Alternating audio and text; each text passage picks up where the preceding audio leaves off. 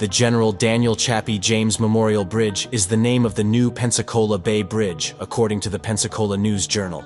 The campaign to rename the bridge in honor of the illustrious U.S. Air Force general was led by former congressional candidate Chris Dosef, who presented the idea to the Escambia County Legislative Delegation in December 2019 at a local public hearing ahead of the legislative session. The idea was well received by local legislators, and Senator Doug Broxson proposed that Dosef schedule a meeting with his office. James was the first African-American four-star general in the U.S. Air Force.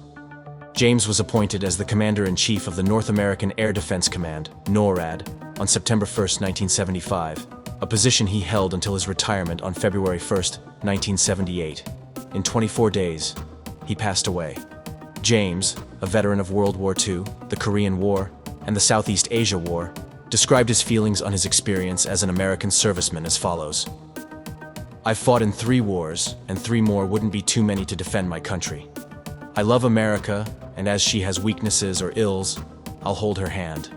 His son, Claude James, stated that the family was in favor of renaming the bridge in the general's honor. "It's a perfect acknowledgement of one of America's greatest leaders and defenders who never forgot where he came from," the son said. And throughout his history-making career, he gave credit to his mother's little school on Alcanese Street that prepared him to succeed in and love and defend his country. Dosef, a former pilot with the United States Marine Corps, claimed that he had always admired James. "Everyone is talking about the fact that we no longer have heroes to emulate," Dosef said. "Well, we do. We do. And that hero is General Chappie James. And I think that the community in a large part has forgotten who this man was and what he did. And that's sad." A statue of James will be erected in the new park near the bridge landing on the Pensacola side, Dosef added, in addition to renaming the bridge in the general's honor. Dosef intended to place a static display of an F-4 Phantom II fighter jet behind the statue. During Operation Bolo in the Vietnam War, James piloted an F-4. He served in Southeast Asia as the 8th Tactical Fighter Wing's Vice Wing Commander and Deputy Commander for Operations when he met Robin Olds, an ace pilot and wing commander, whom he had already known during his time at the Pentagon. The two guys inevitably earned the nickname Black Man and Robin for their effective leadership and combat abilities. Perhaps the pinnacle of their professional collaboration was Operation Bolo. It was an aerial trap designed by Olds for adversary MiGs that had been hitting heavily laden F-105 fighter bombers flying to their targets while dodging U.S. fighter escorts. Beginning the operation in January 1967 was a force of F-4 fighters posing as an F-105 flight. The F-4s made use of F-105 refueling altitudes, approach routes, airspeeds, radio call signs, and more distinctive indicators. According to ACEs and aerial victories, the official history of the USAF in Southeast Asia, the F-4s were also given ECM pods for the first time to deceive the enemy's missile and flak tracking and acquisition radars. This deception force had 4 F-4C aircraft per flight. At 3 p.m. local time, Olds piloted the first flight and arrived right on target over Phoc Yen, northwest of Hanoi. No MiGs. Unbeknownst to Olds, enemy ground control had forced a 15-minute delay in MiG takeoffs owing to cloudy conditions. Then James led forward flight, the second group of F-4s. It emerged from the clouds 5 minutes after Olds, on schedule. The MiGs emerged at that same moment. The subsequent melee may have been the biggest fighter engagement of the Vietnam War.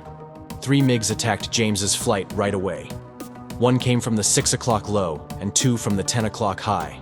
James unexpectedly found himself flying very next to his opponent as he transitioned from a steep right break to a left bank, in what he subsequently described as a strange encounter. For a split second, he was canopy to canopy with me. I could clearly see the pilot and the bright red star markings, James said in an after-action report. James barrel rolled to gain separation for attack and fired one sidewinder. It missed as the MiG broke hard left, but the North Vietnamese pilot had evaded James only to put himself in the flight path of Ford Flight's No. 2 aircraft, flown by Captain Everett T. Raspberry Jr. A few more maneuvers, and Raspberry put a sidewinder up the MiG's tailpipe. By the time it ended, 12 F-4s had engaged 14 MiGs, winning 7 confirmed battles without losing any. One of the Vision Pensacola organizers, Pensacola urban planner Alan Gray, supported the idea and created renderings of what the memorial at the base of the Bay Bridge would look like. Alan Gray also submitted the winning design for the new bridge. The bridge already had a name under Florida law, the Philip D. Beale Sr. Memorial Bridge.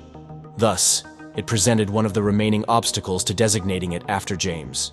After being chosen as the Senate's president in 1943, Pensacola State Senator Beale passed away while still in office.